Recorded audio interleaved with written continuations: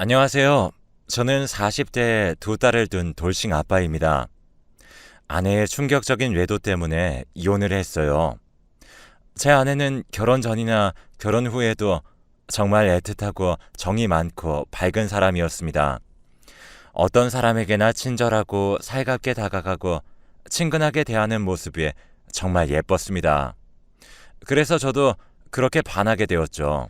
신혼 시절에는 정말 아낌없이 사랑을 하며 행복하게 지내던 중 정말 축복처럼 첫째 딸이 저희에게 찾아왔습니다.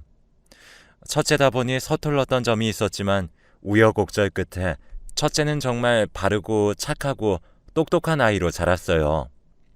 첫째가 2살이 되던 해에 또 같은 축복으로 둘째 딸이 태어났습니다. 둘째 딸은 첫째보다 말썽도 많이 피우고 고집도 세고 힘들었어요. 둘째는 다들 그런 건가요? 첫째는 2살 더 어린 동생을 정말 아낌없이 예뻐해주며 공부도 가르쳐주고 같이 놀아주고 기저귀도 갈아주면서 정말 애틋하게 보살펴줬죠. 첫째가 유치원에 다니기 시작한 후로는 정말 고생이 덜했습니다. 매일마다 신경 써야 하는 아이가 2명이었는데 1명으로 줄었으니 말이죠. 둘째는 특이하게 잠이 정말 많았습니다. 시끄러운 청소기 소리에도 잘 자고 설거지 소리, TV 소리, 통화하는 소리 등등 정말 생활 소음에도 잘 자는 애여서 덕분에 아내는 여유도 생겼죠. 육아 때문에 힘들어서 그런지 저희 부부는 애가 생긴 후로는 신혼 시절의 달달함이나 설렘은 온데간데 없어졌지만 그래도 아직은 서로 사랑했습니다. 첫째가 유치원에 간 지 2년이 지나고 둘째도 이어서 유치원에 들어갔을 시절 아내는 저에게 아르바이트를 하고 싶다고 했습니다. 제가 혼자 회사 생활을 하며 돈을 버는 모습이 힘들어 보여서 본인도 살림에 보탬이 되고자 근처 마트에서 캐셔를 하고 싶다고 하길래 그러라고 했습니다. 첫째와 둘째 모두 등원시키고 난 후 12시부터 3시까지 일을 하기로 했지요. 그러한 일상이 반복되자 저희 부부는 전보다 애정 표현도 줄어들고 그냥 같이 사는 평범한 부부처럼 변해버렸습니다. 아내가 일을 시작한 지 3개월쯤 지났을 무렵 아내는 근무 시간을 늘렸다고 했습니다. 12시부터 3시까지였던 근무 시간은 5시까지로 늘어났어요. 유치원 하원 시간도 맞벌이 부부라고 하니 6시에 하원하기로 했습니다. 전보다 훨씬 밝아진 아내를 보니 일의 적성에 맞고 재밌다고 느끼는 것 같아 저도 기분이 좋아졌습니다.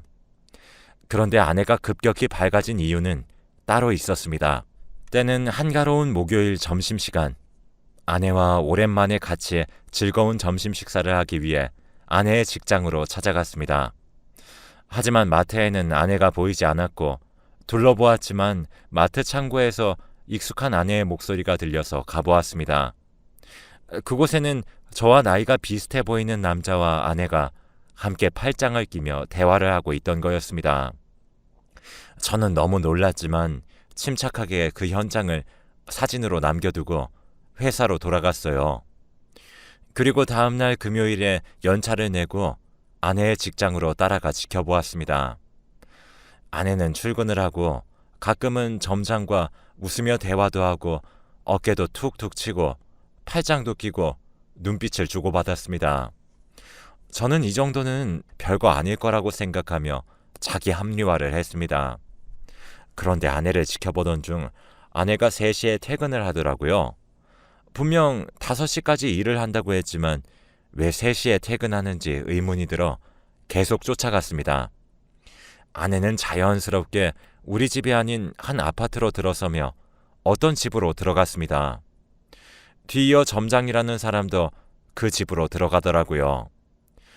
여기서 아내가 바람을 피고 있다는 게 확신이 들어 택배기사인 척 벨을 누르고 문을 열 때까지 기다렸습니다. 그때 아내가 문을 열고 저를 보자 놀라면서 뒷걸음질을 치더군요. 뒤에서 점장이라는 사람이 자연스럽게 자기야, 뭐야? 라며 제 아내를 부르는 것이었습니다. 저는 그 즉시 아내를 밖으로 끌고 나와서 물어봤어요. 아내는 솔직하게 말하더군요. 일을 시작했을 때부터 잘해줬고 잘 챙겨주던 사람이어서 정이 갔다고 했습니다. 저는 화가 나서 아무 말도 못한 채 계속 듣고 있었습니다. 아내는 정말 미안하다며 오랜만에 느껴보는 설렘이라 잠깐 흔들린 것 같다고 했고 다시는 바람 안 피우겠다고 사과를 하며 빌었습니다. 하지만 전 이혼을 하고자 했지만 아내는 제 딸들을 봐서라도 한 번만 봐달라며 애원했습니다. 아직 유치원생인 애들을 생각하면 정말 눈물이 나고 기가 막혔죠. 여자애들이라 엄마 손도 타야 하고 아빠보다 엄마를 더 원할 것이라고 생각해서 아내를 위해서가 아닌 아이들을 위해서라도 한번 봐주기로 했습니다. 아내는 정말 고맙고 미안하다며 그 마트는 일을 그만두고 다시 전업주부로 돌아왔어요. 그렇게 다시 아무 일 없었다는 듯이 아내는 저에게 잘해주며 애정 표현도 해주었습니다. 그렇게 지내다가 첫째는 1학년이 되어서 초등학교에 입학하고 2년 뒤에는 둘째도 초등학교에 입학을 했습니다.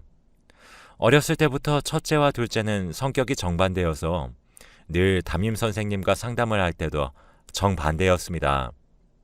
첫째는 항상 반장을 하고 공부도 정말 잘하고 친구들과 선생님도 잘 도와준다고 하였고 둘째는 항상 약간 반에서 소란을 일으키지만 분위기 메이커라 반 친구들과 안 친한 애가 없을 만큼 친화력이 좋은 아이였지만 공부하는 거리가 정말 먼 아이라고 하였습니다. 하지만 아무 사고 없이 둘 다 쑥쑥 자라서 첫째는 6학년, 둘째는 4학년이 되었습니다. 첫째는 선생님과 친구들이 정말 좋아하고 잘 따랐기 때문에 전교 회장을 하였고 둘째는 반 친구들과 두루두루 친하며 밝게 자라고 있었습니다. 곧 첫째의 첫 졸업식이 다가왔는데 첫째는 연설을 준비하느라 바빴고 둘째는 끼가 많고 흥을 풀기 위해 가입한 댄스부가 축하 공연이 있다고 해서 둘째 나름대로 바빴습니다. 졸업식 당일 둘 다 너무 예쁘게 옷을 차려입고 머리도 예쁘게 해서 학교에 갔습니다. 저는 9시 맞춰서 꽃다발을 들고 제 아내와 학교에 갔습니다. 학교에서 첫째 딸의 연설을 듣고 있었는데 정말 똑부러지게 말도 잘하고 발음도 좋고 발성도 좋고 정말 나무랄 점이 하나 없는 애였어요. 아빠로서 잘해준 거 하나도 없는데 저렇게 잘 자라준 첫째가 너무 기특하고 고맙고 미안한 마음이 섞여 왈칵 눈물이 쏟아졌지만 아내가 달래줘서 금방 멈췄습니다. 이래서 딸바보 하나 봅니다. 곧이어 둘째 딸의 축하 공연을 보았는데 아이돌 못지않은 춤 실력과 표정이 정말 행복해 보였습니다. 당당히 무대 정가운데에 서서 화려한 춤을 추는데 어찌나 예뻐 보이던지 동영상도 찍고 호응도 해줬습니다. 여차저차 졸업식이 끝나고 네 식구 다 같이 밥을 먹으러 갔습니다. 밥을 먹으며 두 아이에게 장래 희망을 물어보자 첫째는 국회의원이 되고 싶다고 하였고 둘째는 가수가 하고 싶다고 했습니다. 초등학생 때부터 자신의 미래 직업을 정한 게 너무 기특해서 저는 할 수 있는 최대한으로 도와주기로 했어요. 학원도 다니게 해주고 원하는 걸 다 사줬습니다. 그러다 보니 애들도 본인이 원하는 방향으로 잘 흘러갔고요. 어느덧 세월이 흘러 둘째도 졸업하고 첫째는 중3, 둘째는 중1이었는데 그때도 첫째는 전교회장이었고 둘째는 댄스부였습니다. 첫째는 무사히 졸업식까지 하고 인문계로 진학해 더욱 공부를 열심히 했습니다. 둘째는 본인의 장래 희망에 맞게 특성화고에 가고 싶다고 하여 졸업하고 특성화고로 진학했습니다. 첫째는 인문계라 별 탈 없이 잘 지냈습니다. 둘째의 학교에서는 1학년은 학기에 2번씩 학부모 상담이 있다고 하여 자주 상담을 하였습니다. 둘째 딸과 현재 진학 중인 과와 적성이 맞는지, 학교 생활이 어떤지, 나중에 취업하려면 뭐가 필요한지 등등 여러 가지를 알려주셨습니다. 그때마다 아내는 학교에 상담하러 갔죠. 둘째의 담임 선생님은 제 또래의 남자 선생님이었습니다. 본격적인 사건은 이제 시작됩니다. 제 아내는 학기에 2번씩 학교에 가서 선생님과 상담을 하고 집에 돌아오는데 가끔은 아내가 먼저 선생님께 전화를 해서 상담을 하고 싶다고 하여서 학기에 3번 또는 4번을 상담하곤 합니다.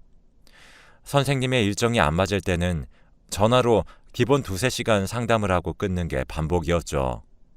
첫째와 둘째 모두 고등학교에 진학하자 여유가 생겼다며 친구들과 만나서 노는 시간이 많아진 아내는 신혼 때로 돌아간 것처럼 바뀌었습니다. 그 모습이 보기 좋아서 친구들과 자주 만나라고 하였고 가끔은 펜션을 잡고 외박을 하기도 했습니다. 놀러 갔다 와서 정말 재밌었다면서 저에게 있었던 일을 계속 얘기해 주는데 정말 한없이 맑고 순수해 보였습니다. 아내가 기분 좋으니 저도 좋아지고 가정 분위기도 좋아져서 자주 보내줬습니다. 하지만 어느 날 아내의 자켓 주머니에서 영수증을 발견했습니다. 그 영수증은 주유소에서 사용한 것이었어요. 그날은 가평에 간다고 하고 친구들과 여행을 간 날이었습니다. 하지만 그 주유소는 평택에 위치한 주유소였죠. 아내한테 이게 뭐냐고 물어보자 아내는 말을 더듬으며 친구가 버려달라고 했는데 깜빡했다고 하며 별거 아니라고 둘러댔습니다. 전에도 이런 경험이 있던지라 설마 또 바람을 피고 있는 것일까 생각하다가도 아이들을 봐서 용서해 주었는데 그럴 리 없을 거라 생각하면서도 한편으론 불안했습니다. 하지만 너무 의심하지 말자며 자기 합리화를 하고 지냈죠. 그때 2학기 말이어서 상담이 잡혀있던 터라 이번엔 아내가 가려는 걸 막고 제가 대신 갔습니다. 학교에 가자 담임 선생님께서는 당황한 기색을 보이시며 오늘은 어머님이 많이 바쁘신가 봐요? 라고 물었습니다. 그때 눈치 빠른 저는 무언가 낌새를 눈치챘지만 둘째에 관해 상담을 하고 깊은 이야기를 나누고 집에 돌아왔습니다. 아내는 선생님 안부를 물어보며 별말 없었냐고 물어보았습니다. 저는 눈치를 챘지만 모르는 척 잘 넘어갔고 아내가 자고 있는 사이에 아내의 핸드폰을 몰래 보았습니다. 아내는 신혼 때부터 핸드폰을 잠궈두지 않았지만 아내의 폰은 굳게 닫혀 있었습니다. 그 후로 아내가 잠금 화면을 해제하는 것을 여러 번 엿봐서 외운 후 풀어보았더니 정말 가관이었습니다. 갤러리에는 둘째 아이 담임 선생님과 함께 찍은 사진과 카톡에서는 둘이 은밀한 암호로 프로필을 해두었습니다. 대화 내용을 보았더니 이미 둘은 가까운 사이여서 반말을 하고 있었고 저번 상담에 왜 안 왔냐고 하며 제가 와서 싫었다는 등 애틋한 마음을 표현하고 있었던 것이었죠. 아내는 이런 사실을 숨긴 채 저와 생활하고 있었던 것이고요. 갤러리에 함께 찍은 사진의 날짜를 봤더니 그때 그 영수증의 날짜에 찍힌 친구들과 여행을 간다고 했던 그날이었습니다. 저는 크게 충격을 받아 언제부터 만났는지 찾아보았어요. 1학기 2번째 상담 때 가까워지고 상담을 핑계로 자주 만났던 모양입니다. 가끔 전화도 하고 만나다 보니 둘은 사랑에 빠져서 그렇고 그런 관계가 된 거죠. 정말 착잡한 기분이 들었고 저는 여행 갔다 오라고 부추긴 게 바람을 피우게 도와준 것만 같아서 저 자신을 원망했습니다. 3일간 혼자서 마음을 정리하고 다 큰 딸들에게도 만약에 엄마와 아빠가 헤어지면 누구에게 갈 거냐고 물어보면서 다 마음 정리를 했습니다. 정리를 마치고 아내에게 이혼 서류를 내밀었고 아내는 미안하다며 다 본인 잘못이라고 하면서 도장을 찍어줬습니다. 아내와의 생활을 청산하고 저와 제 2딸은 학교 때문에 그다지 멀지 않은 집에 이사를 오게 되었습니다. 딸들은 군소리 없이 잘 따라주어서 정말 기특하고 고마웠습니다. 딸이라 엄마 손이 필요할 때도 있었지만 딸들은 스스로 서로 의지해가며 살아가는 모습이 정말 예뻤습니다. 딸들은 엄마가 없다는 사실을 부끄러워하지도 않고 화도 내지 않았고 조용하게 각자 할 일만 하다가 살다 보니 벌써 첫째 딸이 대학생이네요. 아름답고 꽃 같은 학창 시절을 엄마 없이 보내게 한 게 제 잘못 같네요. 여러분은 바람 피웠다고 절대 봐주지 마세요. 한 번이 어렵지 2번은 쉽다는 걸 뼈저리게 느꼈습니다. 지금 아내는 그 선생과 살림을 차려서 잘 살고 있는 것 같아요. 전 아내가 정말 밉지만 제 딸을 낳아준 건 정말 고맙고 예쁘게 키워준 건 잊지 못할 것 같네요. 그 후 저는 혼자 일을 하며 살아오고 있었습니다. 2달 모두 대학교에 가고 점차 자리를 잡아갈 때쯤에 첫째 딸이 취미라도 가지면 어떠냐고 해서 여러 가지를 해보던 중 수영에 점점 빠져들었습니다. 취미로 수영을 하며 지루하던 일상이 수영 하나로 밝아지고 완전 뒤바뀌었습니다. 주말에는 생활 패턴도 각기각색이었는데 수영하면서 생활 패턴도 자리를 잡아갔고 무엇보다 몸이 개운해지고 가벼워지는 걸 느꼈죠. 그런 날이 반복되고 저는 꾸준히 수영을 하며 살아갔습니다. 2딸의 말로는 취미가 생긴 후로는 사람이 많이 밝아지고 긍정적으로 바뀐 것 같다며 앞으로 계속 취미 생활을 하라고 지지해줬습니다. 2딸은 각자 직장에서도 자리를 잡아가며 매달 혼자 있는 저에게 용돈을 줘요. 저도 회사 생활을 하면서 모아둔 돈이 있고 매달 들어오는 월급 덕에 부족하진 않게 살았습니다. 저는 항상 매주 4번 월수금토 수영을 하였지만 수영을 하지 않는 날에는 지루하게 일상을 보냈습니다. 그래서 취미를 하나 더 늘리고자 했어요. 저는 어떤 취미가 좋을까 계속 찾아보던 중 유튜브를 통해 스테인드 글라스라는 취미를 알게 되어 공방에 다니기 시작했습니다. 수영은 몸 전체를 사용하는 거라 체력이 많이 들었지만 스테인드 글라스는 앉아서 손만 움직이는 거라 그다지 힘들지 않았죠. 작은 유리들로 조그마한 작품을 만들며 재활용도 하고 인테리어도 하고 취미도 늘리고 그야말로 일석삼조네요. 공방에 다니면서 만든 작품을 2딸 집에 선물하기도 하고 주변 지인들께 나눠줬을 때 기뻐하는 모습을 보면 어찌나 뿌듯한지 모르겠습니다. 적성에 맞는 취미를 찾아서 좋았습니다. 비록 몸은 힘들었지만 수영과 스테인드 글라스는 꾸준히 해왔어요. 공방에 다닌 지 3개월쯤 지났을 때 가르쳐주시는 선생님께서 이번에 다음 수업에서 새로운 수강생이 온다고 하였습니다.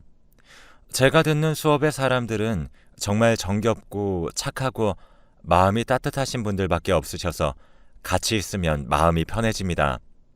그래서 이번에는 어떤 사람이 올까 하는 마음으로 설렘 반 기대 반으로 다음 수업을 기다렸습니다.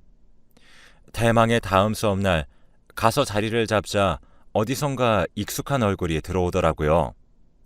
바로 제 전 아내의 남편이자 둘째 딸의 중학교 담임쌤이었습니다. 저는 보자마자 황당하고 놀라서 그대로 얼어버렸습니다. 그분도 절 알아보고는 아무 말도 못했습니다. 다른 분들은 원래도 착하셔서 새로 오신 분을 반갑게 환영하며 친하게 지내는 듯이 보였습니다. 그분도 같이 웃고 떠들며 친하게 지내려는 모습이었죠. 물론 절 제외하고서 말이죠. 저에게는 말 한마디 걸지 않았지만 계속 눈치 보는 느낌이었습니다. 수업이 끝나고 수업 반장께서 오늘 오랜만에 다 같이 신입생 환영회도 할 겸 밥을 먹으러 가자고 했습니다. 저희는 다 같이 한 달에 2-3번씩 술 한잔도 하고 밥도 먹었습니다. 저는 매번 자리에 참여했지만 이번에는 빠진다고 하자 다들 무슨 일이 있냐고 걱정 어린 마음에 물어보는 표정에 못 이겨 참석했습니다. 그 자리의 주인공은 전 아내의 남편이었죠. 그분은 건배사도 하고 잘 부탁드린다며 분위기를 띄웠습니다. 저는 구석에서 홀로 묵묵히 밥을 먹고 있었네요. 분위기가 무르익어 2차로 노래방을 가기로 해서 저는 빠지려고 했지만 붙잡혀서 어찌저찌 노래방까지 왔습니다. 계속 타이밍만 보다가 결국 빠져나와서 집으로 가려는데 뒤에 누군가가 따라 나왔습니다. 그분이었어요. 편의상 그분을 둘선님이라고 부르겠습니다. 둘째 딸의 담임선생님을 줄임말입니다. 둘선님은 노래방을 나가려는 제 팔목을 잡고 잠깐 얘기 좀 나눠볼 수 없겠냐고 물었죠. 그 순간 화가 치밀어 올랐지만 꾹 참았고 지금은 둘 다 술을 마시고 텐션이 높으니까 다음에 얘기하자며 거절했습니다. 저는 할 얘기도 없고 듣고 싶은 마음도 없었기에 계속 피해 다녔습니다. 수업 시작 직전에 들어가서 수업을 듣고 끝나자마자 집에 바로 가는 식으로 피했습니다. 그러자 문자가 오더라고요. 저 둘선님입니다. 번호는 수업 반장님 통해서 알게 되었습니다. 제발 딱 한 번만 얘기 나눌 수 없나요? 이런 식의 문자가 와서 그날 오후 카페에서 보기로 했습니다. 카페에서 만나 이야기를 들어보았습니다. 역시 예상한 대로 별거 없더군요. 전 아내랑 깊은 사이가 아니었습니다. 이혼하시고 깊은 사이로 변한 거고, 영수증은 오해였습니다. 저는 그날 평택에 일이 있어서 혼자 간 거고, 전 와이프가 집에 가는 길에 보여서 태워다 드린 것 뿐이고, 영수증을 버려달라고 부탁해서 그렇게 된 겁니다. 정말 오해입니다. 라는 말 같지도 않은 변명을 하길래 단도직입적으로 결론이 뭐냐고 묻자 수업을 하는 다른 분들에게는 비밀로 해달라고 하는 겁니다. 저는 기가 막히고 얼처가 없어서 바로 자리를 박차고 나왔습니다. 그 후 수업에서 마주치면 둘선님은 절 째려보고 노려보더라고요. 그 모습이 너무 어이없고 뻔뻔한 것 같아서 화가 났습니다. 저는 결국 어른답지 못하게 단체 톡방에 폭로했습니다. 둘선님은 제 와이프를 뺏어서 전 이혼했고 둘이 재혼해서 잘 살고 있다는 듯의 간결하고 임팩트 있게 말하자 다른 분들은 읽었지만 쉽사리 대답을 못하는 듯이 보였죠. 그날 이후 저는 단체 톡방에서 나오고 수업 일정도 바꿔서 아예 다른 반으로 갔습니다. 그 후 들리는 소식으로는 마음 따뜻한 분들조차도 둘선님과는 가까이 지내지 않으려는 듯이 보였다고 하네요. 둘선님은 혼자서 수업을 듣다가 결국 수업을 중단했다고 합니다. 지금 생각해보면 정말 어른답지 못하고 성숙하지 못하게 유치하고 생각이 짧은 행동을 했네요. 나중에 만나면 사과라도 하려고 하지만 먼저 연락은 안 하려고 합니다. 그렇게 저는 아무렇지 않은 듯이 아직까지 꾸준하게 수영도 배우고 스테인드 글라스도 배우고 있습니다. 가끔마다 들리는 소식으로는 전 와이프네가 위태롭다는 소리를 들었습니다. 역시 사람은 고쳐 쓰는 게 아닌 것 같습니다. 두 딸도 엄마 없이 자라고 남들보다 험난한 인생을 살아왔지만 잘 커서 어엿한 직장인으로서의 모습, 제 딸의 모습으로 보면 정말 어찌나 뿌듯한지 딸 낳기를 잘했다는 생각이 수십 번이나 듭니다. 어렸을 때 저와 와이프 사이에 갈등 때문에 다 같이 여행 한번 못 가봤는데 이번 기회에 아니면 다음 기회에 날 잡고 해외여행이라도 갔다 와야겠네요. 학창시절 가족들과의 추억도 많이 쌓아두고 사진도 많이 찍어둘 거리라는 후회도 하지만 이미 지나가버린 세월을 어떻게 하겠나요. 앞으로 남은 날들을 더욱 소중하게 여기고 행복하게 지내면 되죠. 지금 이 글을 읽고 계시는 분들 중에 학교에 다니는 자녀분들이 계시다면 꼭 같이 여행도 가시고 사진도 많이 찍어두세요. 학교 다 졸업하면 각자 살아가는 데 바빠서 얼굴 보기도 힘들어집니다. 소중한 게 익숙해져서 소중함을 잃어버린다는 말이 나중에 되어서야 깨닫네요. 내년쯤에는 다 같이 해외여행을 할 수 있는 날이 오겠죠? 저는 일도 끝나고 수영도 하고 집에서 혼자 삼겹살에 소주 한잔하면서 갑자기 옛날 생각에 끄적여 봅니다. 여기까지 두서없지만 긴 글 읽어주셔서 감사합니다. 모두 건강하시고 행복하세요.